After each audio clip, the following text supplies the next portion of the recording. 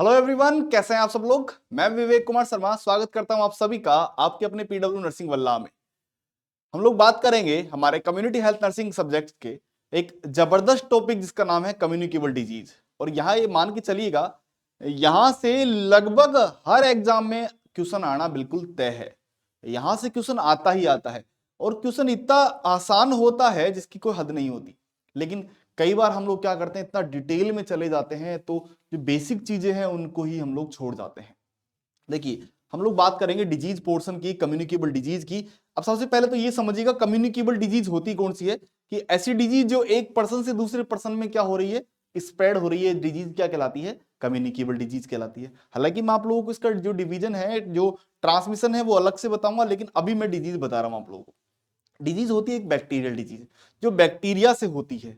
एक होती है वायरल डिजीज जो वायरस से होगी। प्रोटोजोआ बोर्न डिजीज जो प्रोटोजोआ से होगी। हेलमंथ बोर्न डिजीज जो हेलमंथ से होगी। ऐसे करके हम लोग बहुत सारे डिजीज के बारे में पढ़ने वाले हैं। सबसे पहले हम लोग पढ़ेंगे किसके बारे में।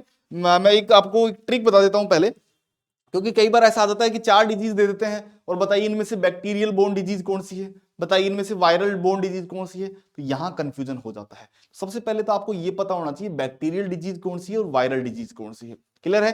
चलिए, सबसे पहले हेडिंग डालेंगे हम लोग, किसके बारे में बात करेंगे, बैक्टीरियल डिजीज कौन कौन सी होती है उनकी हम लोग एक ट्रिक देखेंगे, उसके बाद हम लोग आगे बढ़ेंगे। हेडिंग डालिएगा सबसे पहले बैक्टीरियल डिजीज क्या कौन कौन सी होती है, बैक्टीरियल डिजीज के बारे में हम लोग हेडिंग देखेंगे। सबसे पहले किसकी बात देखेंगे हम लोग, बैक्टीरियल डिजीज। चलिए, तो सबसे पहले बात करेंगे किसके बारे में, बैक्टीरियल डिजीज, बैक्टीरिया से होती है। बैक्टीरियल डिजीज जो किससे होती है, बैक्टीरिया से होती है। मतलब कम्युनिकेबल डिजीज है जो किससे हो रही है, बैक्टीरिया से हो रही है। अब इसको याद करने के लिए आप लोगों को एक ट्रिक बताता हूं मैं, और ये ट्रिक अगर आपने फॉलो की तो आपका एक सवाल भी गलत नहीं होगा। ऑप्शन में दे देगा 4 डिजीज दे देगा, बताइए टिटनेस, डिप्थीरिया, कोलेरा और स्मॉल पॉक्स, बताइए इनमें से कौन सी जो है बैक्टीरियल डिजीज नहीं है। तो आपको अगर आता है तो जल्दी से बता दीजिए कमेंट बॉक्स में। हाँ, जल्दी से, डिप्थीरिया, कोलेरा और उसके अलावा स्मॉल पॉक्स, इनमें से कौन सी जो है बैक्टीरियल डिजीज नहीं है। चलिए ट्रिक बताते हैं। ट्रिक है, पंडित का टीका न्यू है। पंडित, हिंदी में लिख रहा हूं ट्रिक को मैं, लेकिन इसको इंग्लिश में बता दूंगा। पंडित का टीका न्यू है। बस ये एक ट्रिक है, इसको आप अगर याद रखेंगे तो आपका एक भी सवाल गलती नहीं होगा। बैक्टीरियल डिजीज कौन कौन सी होती है ये सवाल सबसे पहले पूछता है। तो देखो, पंडित मतलब पे, पंडित मतलब पी, और पी का मतलब कौन सी डिजीज होती है, प्लेग। ठीक है। डी, डी मतलब आपका डिप्थीरिया, डिप्थीरिया।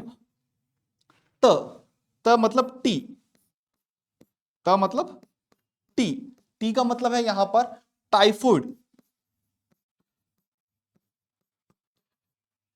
क्लियर है। का, का मतलब है यहां पर कुष्ठ रोग। कुष्ठ रोग को हम लोग बोलते हैं लेप्रोसी। अब देखिए, याद रखिएगा, कैसे याद रखिएगा, कै का मतलब क्या है, कुष्ठ रोग, क्योंकि हिंदी में इसको बोलते हैं लेप्रोसी, वो सॉरी इंग्लिश में बोलते हैं इसको लेप्रोसी, और हिंदी में बोला जाता है कुष्ठ रोग। और कई बार कुष्ठ रोग को के से लिख देते हैं, के मतलब क्या है, कुष्ठ रोग। हिंदी में भी लिखते हैं कुष्ठ रोग, और इंग्लिश में लिखा आ जाता है KUST। क्योंकि आपको एक मैं बताऊंगा इसके अंदर कुष्ठ निवारण समिति बनाई गई थी, एक कुष्ठ निवारण, कुष्ठ रोग निवारण समिति 1980, उसकी बात करूंगा। तो वो जो शब्द लिखा हुआ है वो कुष्ठ KUST ही लिखा हुआ है, याद रखना। ठीक है। तो चलिए, अगला टी, टी मतलब टी, और टी का मतलब है यहां पर टिटनेस। अगला है का। अब देखो, का मतलब है काली खांसी, काली खांसी, और काली खांसी को इंग्लिश में बोलते हैं वूफिंग कफ। क्या बोलते हैं, वूफिंग कफ।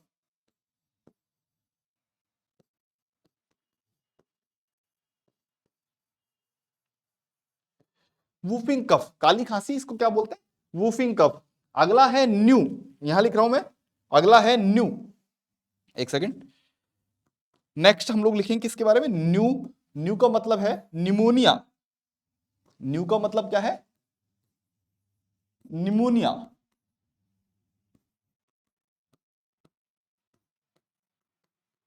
और है का मतलब है हैजा। अब हैजा को इंग्लिश में क्या बोलते हैं? कोलेरा। अब इन डिजीज के अलावा जो भी डिजीज बच रही है, इनके अलावा जो भी बच रही है वो वायरल होगी या प्रोटोजोआ होगी या हेलमंथ होगी। ये सारी कौन सी है? ये सारी आपकी बैक्टीरियल डिजीज है। याद रखना, ट्रिक को, बहुत काम की ट्रिक है। पी मतलब प्लेग, डी मतलब आपका डिप्थीरिया, टी मतलब टाइफाइड, एल मतलब आपका या के मतलब लेप्रोसी, कुष्ठ रोग बोलते हैं, टिटनस, वूफिंग कफ और निमोनिया और कोलेरा। तो सीधा सा एक सवाल बने, अगर आपसे पूछे कि out of the following which is not a bacterial disease, option A tetanus, option B diphtheria, option C cholera और ऑप्शन डी स्मॉल पॉक्स, तो क्या आंसर करोगे? जल्दी से बताइएगा कमेंट बॉक्स में। क्लियर है? चलिए, तो ये है आपकी बैक्टीरियल डिजीज। नेक्स्ट हम लोग बात करते हैं वायरल डिजीज के बारे में। अब कुछ मैं वायरल के नाम लिख देता हूं आप लोगों के लिए। हाँ, वायरल डिजीज के नाम लिख देता हूं, वहां से भी सवाल आपसे पूछ ले तो बता दीजिएगा। हालांकि उनकी भी ट्रिक होती है, लेकिन अब ज्यादा ट्रिक जब हम लोग पढ़ते हैं तो फिर ट्रिक में ही कंफ्यूज हो जाते हैं, तो इसलिए इसकी ट्रिक नहीं पढ़ेंगे। हालांकि इसकी भी ट्रिक होती है ना। वायरल डिजीज, वायरल डिजीज को आप मोस्ट प्रोबेबली ऐसे याद रखिएगा सीधा सा, चिकन पोक्स, स्मॉल पोक्स। सबसे पहले है चिकन पोक्स, दूसरा है स्मॉल पोक्स, तीसरा है आपका मम्स, नेक्स्ट है आपका मीजल्स, जर्मन मीजल्स भी आ जाएगा, नेक्स्ट है आपका एड्स, नेक्स्ट है कॉमन कोल्ड, राइनो वायरस से होता है ना कॉमन कोल्ड। ये सब क्या है? ये सब आपके वायरस से होने वाली डिजीज है, वायरल बोर्न डिजीज है, वायरस के द्वारा होने वाली डिजीज है। सवाल का आंसर आप लोगों को मिल गया होगा, जो सवाल अभी पूछा गया था कि इनमें से कौन सी बैक्टीरियल डिजीज नहीं है, तो स्मॉल पॉक्स क्या है? स्मॉल पॉक्स एक वायरल डिजीज है। क्लियर है बात? यहां तक की बात, उम्मीद है आप लोगों को कोई दिक्कत नहीं होगी। चलिए भैया, अब शुरू करेंगे हम। सबसे पहले हम लोग इन्हीं को पढ़ेंगे, सबसे पहले हम वायरल डिजीज को पढ़ेंगे, फिर हम लोग बैक्टीरियल पर वापस से आएंगे। ठीक है, चलिए, तो सबसे पहले हेडिंग डालिएगा चिकन पॉक्स। सबसे पहली डिजीज हम लोग किसके बारे में बात करेंगे? हेडिंग डाल लीजिएगा चिकन पॉक्स के बारे में सबसे पहले हम बात करेंगे। चलिए भैया, हेडिंग डाल लीजिएगा चिकन पॉक्स। एक सवाल मैं आप लोगों से पहले पूछना चाहूंगा, chicken pox,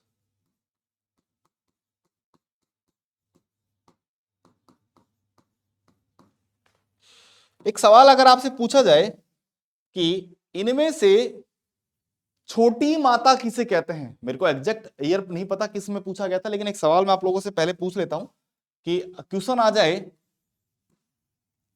which of the following is known as छोटी माता डिजीज? इनमें से किसे छोटी माता, अब ऐसा लिखा आता है छोटी माता, है ना, कई बार ऐसे लिख देते हैं छोटी माता। हिंदी में भी अगर आ जाए तो छोटी माता ऐसे बोलेंगे ना। इनमें से छोटी माता रोग किसे कहते हैं? छोटी माता रोग किसे कहते हैं? ऑप्शन आपको चार दे दे। ऑप्शन ए दे दे आपको chickenpox, option A chickenpox, option B smallpox, option C cowpox और ऑप्शन डी मम्स।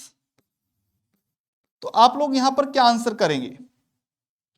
जल्दी से एक बार कमेंट बॉक्स में बता दीजिए।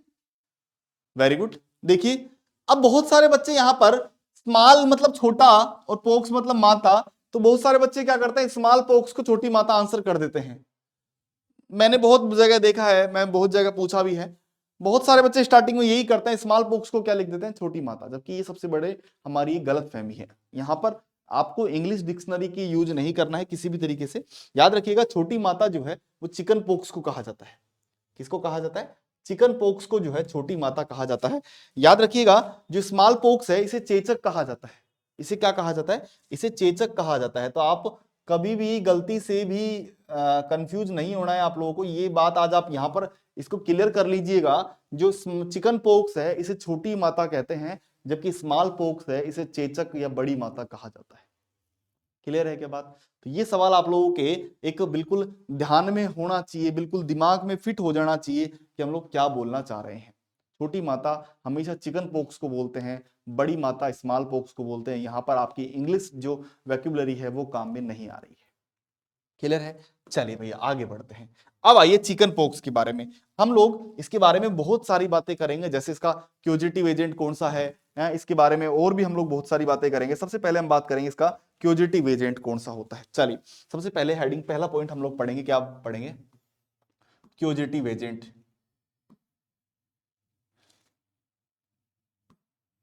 क्यूजिटिव एजेंट, क्यूजिटिव एजेंट का मतलब क्या होता है कि ये डिजीज हो किसकी वजह से रही है? पैथोजन, मतलब उस डिजीज को फैलाने वाला कौन है, उसका नाम बताइए सबसे पहले। तो देखिएगा, तो सबसे पहले इसका क्यूजिटिव एजेंट को कौन सा होता है? Varicella zoster virus. Chicken pox का जो क्यूजिटिव एजेंट है वो कौन सा है? वेरिसेला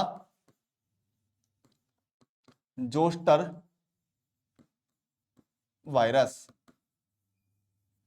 इसका और भी नाम है, इसको वीजेड वायरस भी बोल देते हैं। इसको क्या बोल देते हैं? इसको वीजेड वायरस भी बोल देते हैं, या इसको ह्यूमन हर्पीज अल्फा 3 वायरस भी बोला जाता है। इसका एक नाम और होता है, इसको हम लोग ह्यूमन हर्पीज अल्फा 3 वायरस भी बोलते हैं। इसका एक नाम और है, 1 2 और 3, तीसरा नाम है इसका human herpes alpha 3 virus. Human herpes alpha 3 virus भी से कहते हैं। नेक्स्ट अगर हम लोग इसके बारे में और भी बातें करें डिटेल से, तो ये एक डीएनए वायरस है। कैसा है? DNA virus. मतलब इसका जो क्यूजिटिव एजेंट है, पहला पॉइंट ये हो गया, दूसरा पॉइंट लिख रहा हूं मैं, it is a DNA virus. It is a DNA virus. मतलब इसका जो जेनेटिक मटेरियल होता है वो कैसा होता है? वो डीएनए होता है, ना कि आरएनए। मतलब इसके अंदर जो जेनेटिक मटेरियल होगा वो कैसा होगा? वो डीएनए होता है, आरएनए नहीं होता है। याद रहेगा। चलिए अगर आगे बात करें हम लोग इसके बारे में, तो इसका जो इंक्यूबेशन पीरियड है, इसका जो इंक्यूबेशन पीरियड है वो कितना होता है? देखो अब इंक्यूबेशन पीरियड क्या होता है वो बताता हूं। पहले थर्ड लिखिएगा, इसका इंक्यूबेशन पीरियड। इसका जो इंक्यूबेशन पीरियड है वो होता है कितना? 10 से 21 दिन, 10 to 21 डेज। और एवरेज बात करें तो 15 दिन होता है। एवरेज बात करें तो कितना होता है? 15 डेज एवरेज होता है। देखो इंक्यूबेशन का मतलब क्या होता है कि पैथोजन के हमारी बॉडी में एंटर होने से लेकर उसके फर्स्ट सिम्टम दिखाने तक का समय। जैसे पैथोजन है, ये मान लीजिए पैथोजन है, ये मेरी बॉडी में एंटर कर गया। अब एंटर करने के बाद इसने जब फर्स्ट सिम्टम दिखाया, मान लीजिए हो सकता है फीवर, जो भी दिखाया, तो फर्स्ट सिम्टम दिखाने तक का जो समय है, जो पीरियड है, वो क्या कहलाता है? आप इसका इंक्यूबेशन पीरियड कहलाता है। क्लियर है? चलिए अब एज ग्रुप की बात करते हैं कि ज्यादातर किस एज ग्रुप में ये होता है। तो जो बिलो 10 ईयर्स, 10 साल से छोटे बच्चे हैं, उनमें ज्यादा पाया जाता है। ये एज ग्रुप कौन सा होता है? Below 10 years. जो 10 साल से छोटे बच्चे होते हैं उनमें ज्यादा पाया जाता है। बिलो 10 ईयर्स, 10 साल से जो छोटे बच्चे हैं उनमें ज्यादा पाया जाता है। बिलो 10 ईयर्स, 10 साल से छोटे बच्चे हैं, उनमें ये डिजीज जो है वो ज्यादा पाई जाती है। उसके अलावा अगर बात करें तो इसका जो रूट ऑफ ट्रांसमिशन और मोड ऑफ ट्रांसमिशन है वो क्या है? मतलब किस रूट से ट्रांसमिट होता है। देखो नेक्स्ट, इसका रूट ऑफ ट्रांसमिशन क्या है, इसका मोड ऑफ ट्रांसमिशन क्या है, देखिएगा। नेक्स्ट पॉइंट कौन सा है? 4 हो गए, 5वां इसका रूट ऑफ ट्रांसमिशन। देखो दो चीजें बता रहा हूं मैं आप लोगों को, एक रूट, किस रूट से ये हमारे एंटर करता है, तो ये किस रूट से हमारी बॉडी में आएगा? रेस्पायरेटरी। मतलब एक पर्सन ने जो है वो मुंह से निकाला, मान लीजिए उसने खांस दिया, छींक दिया, तो वो अब हमारे थ्रू आएगा, रेस्पायरेशन के थ्रू हम लोग उसको इनहेल करेंगे। तो रेस्पायरेटरी, और उसमें भी कौन सा होता है? ड्रॉपलेट। रेस्पायरेटरी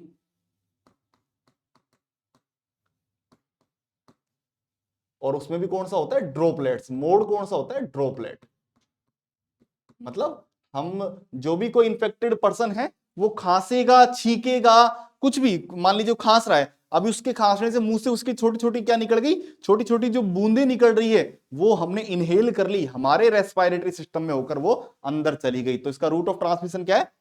इसका रूट ऑफ ट्रांसमिशन है रेस्पायरेटरी। ड्रॉपलेट्स के थ्रू ये हमारी बॉडी में एंटर करता है। क्लियर है बात? अच्छा, इसके लिए आइसोलेशन की आवश्यकता होती है, मतलब बच्चे को इसको अलग करना होता है, 7 डेज का आइसोलेशन करना होता है। इसमें आइसोलेशन की आवश्यकता होती है। आइसोलेशन मतलब इसको अलग करना होता है, मतलब बाकी लोगों से इसको अलग रखा जाता है। तो कितने दिन का आइसोलेशन करते हैं इसमें? 7 डेज का आइसोलेशन करते हैं इसके अंदर। क्लियर है बात? चलिए नेक्स्ट अब हम लोग बात करते हैं इसके साइन एंड सिम्टम्स की, कि क्या क्या साइन और सिम्टम्स जो है वो इसके होते हैं। देखिएगा, साइन एंड सिम्टम्स, इसके साइन एंड सिम्टम्स की बात करेंगे।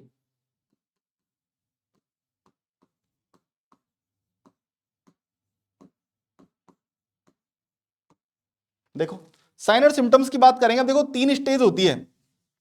एक होती है, जैसे मैं बोलूं कि एक मान लीजिए कोई भी चीज है ना, कि एक बम फटने से पहले की अवस्था, एक बम फटने की अवस्था और एक बम फटने के बाद की अवस्था। सेम वैसा ही है कि डिजीज के पूरे तरीके से मैं बोलूं कि एक इरप्टिव फेज, एक प्री इरप्टिव फेज और एक post eruptive phase. Pre eruptive का मतलब क्या होता है? डिजीज से पहले, भैया अभी डिजीज पूरी तरीके से डेवलप नहीं हुई है हमारी बॉडी में। प्री इरप्टिव, इरप्टिव मतलब डिजीज दौरान, ड्यूरिंग द डिजीज, डिजीज के दौरान। और एक होता है पोस्ट इरप्टिव, मतलब डिजीज के बाद में। तो सबसे पहली कौन सी स्टेज आती है? Pre eruptive phase.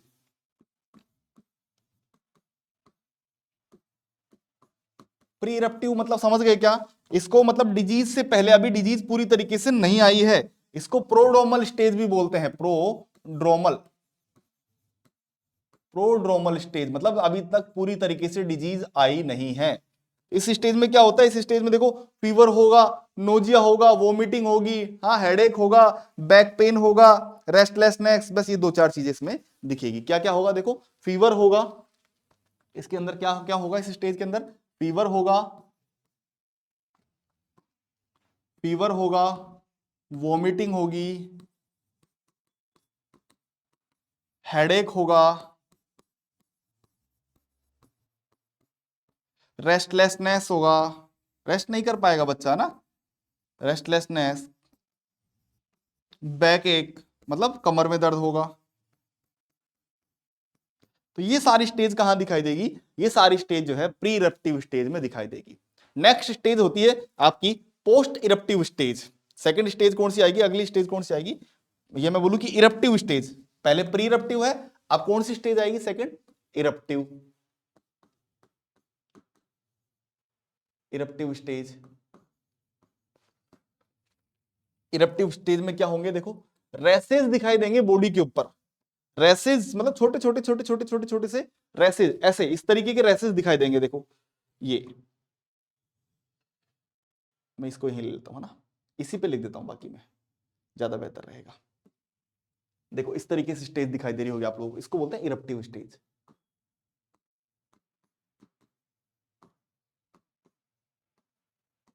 देखो क्या होगा इरप्टिव स्टेज में? इसके अंदर रैसेस दिखाई देंगे बॉडी के ऊपर, छोटे छोटे छोटे छोटे से क्या दिखाई देंगे? रैसेस दिखाई देंगे। और ये रैसेस जो है वो सबसे पहले कहां दिखाई देंगे? सबसे पहले ट्रंक पर दिखाई देंगे। तो इसके अंदर क्या होगा? देखो रैसेस दिखाई दे रहे हैं, ये है ना, आप लोगों को दिख रहे होंगे। रैसेज अपेयर, रैसेज मतलब दाने, rashes appear on body, body के ऊपर क्या दिखाई देंगे? रैसेज दिखाई देंगे। अब एक सवाल पूछा जाता है कि सबसे पहले रैसेज कहां दिखाई देते हैं? तो ट्रंक पर दिखाई देते हैं। First rashes appear on, next point लिखना, फर्स्ट रैसेज अपेयर ऑन, कहां पर होंगे? सबसे पहले कहां दिखाई देंगे? सबसे पहले ट्रंक पर दिखाई देंगे, पेट पर। सबसे पहले कहां दिखाई देंगे? पेट पर दिखाई देंगे, रैसेज ट्रंक पर दिखाई देंगे। याद रखना, ये पूछा जाता है सवाल। अब देखो रैसेज की स्टेज होती है, मैक्यूलर, पेप्यूलर, वेसिकल और स्कार, 4 स्टेज होती है। रैसेज की भी कितनी स्टेज होती है? 4, मैक्यूलर, पेप्यूलर, वेसिकल और स्कार, मतलब 4 स्टेज होती है। सबसे पहले छोटी स्टेज होती है, फिर उससे बड़ी। मैं देखो बता देता हूं आप लोगों को, रैसेज की भी स्टेज होती है, रैसेज की भी क्या होती है? स्टेज होती है। कौन कौन सी होती है? सबसे पहले होती है मैक्यूलर, मतलब छोटा मैक्यूल बनता है। सबसे पहले क्या बनता है? मैक्यूलर। फिर वहां से होती है पेप्यूलर, पेप्यूलर, फिर बनता है वेसिकल, और लास्ट में बनता है स्कार। रेसेज की कितनी स्टेज होती है? 4 स्टेज होती है। सबसे पहले मैक्यूल बढ़ता है, छोटा सा एक मतलब एक पुंसी टाइप दिखाई देता है, देख लीजिए आप, यहां दिखाई दे रहा होगा आपको इस तरीके से। फिर वो रेसेज जो है उनके अंदर थोड़ा सा पेप्यूल मतलब पस टाइप बढ़ जाता है, ये देख लीजिए सेकंड स्टेज पेप्यूलर। फिर वहां वो पेप्यूल जो है वो फट जाता है वेसिकल्स, उसमें से पानी निकलने लग जाता है, ये रहा। और लास्ट में होता है स्कार, मतलब धब्बा बन जाता है, एक दाग जैसा दिखाई देता है।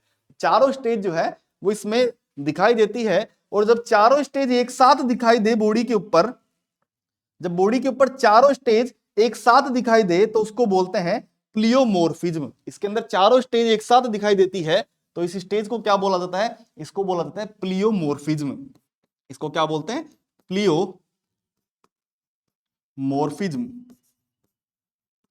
प्लियोमोर्फिज्म क्या होता है मैं फिर से बताता हूं। जब चारों रेसेज स्टेज एक साथ दिखाई दे, जब चार देखो चारों स्टेज एक साथ दिखाई दे रही है इसके अंदर, तो जब चारों स्टेज एक साथ दिखाई देती है उसको क्या बोलते हैं? प्लियोमोर्फिज्म कहते हैं। All stage together, all stage of races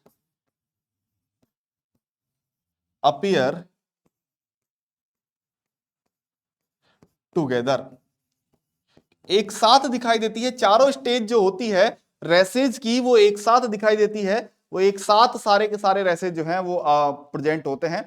मैं बताऊं कि एक साथ आपको दिखाई देंगे, ठीक है। उसके अलावा जो रेसेज होते हैं वो सेंट्रीपेटल होते हैं, मतलब बाहर से अंदर की तरफ होते हैं जो रेसेज होते हैं। नेक्स्ट, रेसेज आर, ये सवाल बहुत आते हैं, रेसेज आर सेंट्रीपेटल। एक होता है सेंट्रीफ्यूगल, एक होता है सेंट्रीपेटल, मतलब बाहर से अंदर की तरफ होंगे। एक्सट्रीमिटीज टू चेस्ट, बाहर से अंदर की तरफ, मतलब periphery to centre, periphery to centre, बाहर से अंदर की तरफ होंगे। मतलब एक्सट्रीमिटीज से, मतलब हमारे हाथ पैर से किधर की तरफ आएंगे? अंदर की तरफ आएंगे। एक्सट्रीमिटीज टू चेस्ट, बाहर से अंदर की तरफ होंगे। मतलब इसके अंदर एक्जिला इन्वॉल्व होगा, मतलब हमारे एक्जिला जो है वो इन्वॉल्व होंगे, लेकिन पाल्म और सोल जो है वो इन्वॉल्व नहीं होंगे। मतलब एक्जिलरी पार्ट जो है वो इन्वॉल्व होगा, लेकिन पाल्म और जो हमारे सोल है वो इन्वॉल्व नहीं होंगे। मींस क्या बोल रहे हैं हमने? एक्जिला इन्वॉल्व, एक्जिला इन्वॉल्व होंगे, रेसेज एक्जिला पर होंगे, but palm and sole not involve. और ये सवाल पूछा जा चुका है, ये सवाल आ चुका है, मैं आपसे फिर कह रहा हूं। Axilla involve but palm and sole not involve. कैसा होता है? सेंट्रीपेटल होता है। कैसा होता है? सेंट्रीपेटल होता है, ये जरूर पूछा जाता है। उसके अलावा ये सवाल आ सकता है pleomorphism, macular stage, first appear, races. ये सारी चीजें जो हैं आपसे पूछी जाती है, ये सारी बातें जो हैं वो पूछी जाती हैं, याद रखना, ठीक है। और ये रेसेज जो दिखाई देते हैं, ये दिखाई कैसे होते हैं? ये ड्यू ड्रॉप लाइक अपीयरेंस, जो रेसेज दिखाई देते हैं ये होते कैसे हैं? रेसेज अपीयर, रेसेज जो है वो कैसे दिखाई देते हैं? ड्यू ड्रॉप, मतलब ओस की बूंदे जैसे। रेसेज अपीयर कैसे दिखाई देते हैं? ड्यू ड्रॉप लाइक अपीयरेंस, जो ओस की बूंदे होती है ना, ड्यू ड्रॉप लाइक अपीयरेंस, ओस की बूंदे जैसे जो है वो यहां पर दिखाई देती हैं। ये ड्रॉप्स जो है कैसी दिखाई देती है? ओस की बूंद जैसे।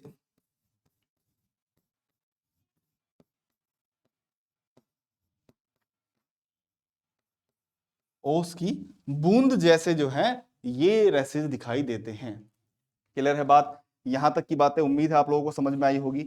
और अगर बात करें इसके लिए जो ट्रीटमेंट की बात करें तो एक हम लोग जो ट्रीटमेंट की बात करें इसके लिए क्या देते हैं? देखो VZIG, देखो VZIG क्या है?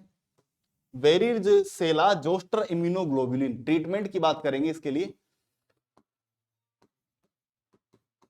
इसके ट्रीटमेंट के लिए क्या दिया जाता है? VZIG। VZIG क्या है? Varicella zoster immunoglobulin.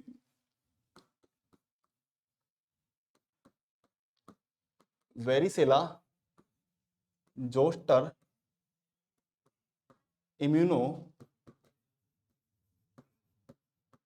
Globulin,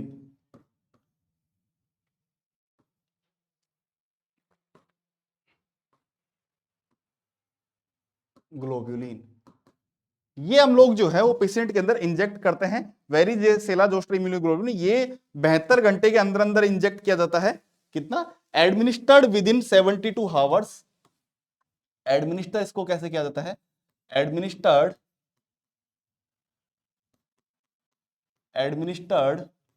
with in 72 hours. इसका जो डोज होता है वो कितना होता है? 1.25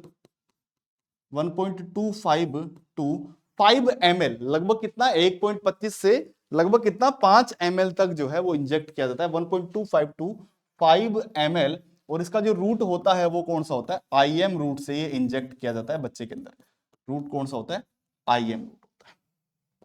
तो इसमें खास बात आप लोगों को मैं क्या क्या बताई देख लीजिए। इस डिजीज के अंदर सबसे पहले हम लोगों ने बात की इसके अंदर कि इसका जो क्यूजेटिव एजेंट है वो कौन सा है? Varicella zoster virus. यहां से सवाल पूछ सकता है। इसको alpha human herpes alpha 3 virus भी बोलते हैं। ये एक डीएनए वायरस है। इसका इंक्यूबेशन पीरियड इस किन बच्चों को अफेक्ट करता है, इसमें आइसोलेशन कितना होता है, और इसका जो रोट ऑफ ट्रांसमिशन है वो कैसा होता है।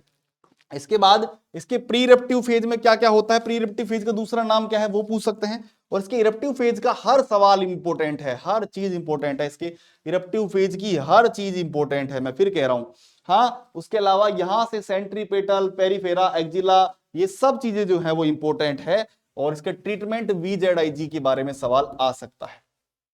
तो ये हमने हमारी पहली डिजीज जिसका नाम है VZIG, इसके बारे में, या मैं बोलूं कि सबसे पहले किसके बारे में पढ़ा? VZ varicella zoster chicken pox के बारे में हम लोगों ने पहली डिजीज के बारे में बात खत्म की। नेक्स्ट हम लोग पढ़ेंगे smallpox, mumps, measles, German measles, rubella, सब की बातें करेंगे हम लोग। आप लोगों के लिए यहाँ एक सवाल जो है वो बताना है आप लोगों को। बताइए, जो सवाल आपसे पूछा जा रहा है कि जो लेप्रोसी है वो कैसी डिजीज है, बैक्टीरियल या वायरल?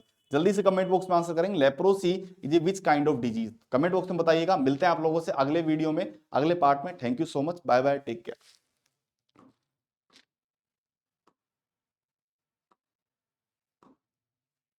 Thank you.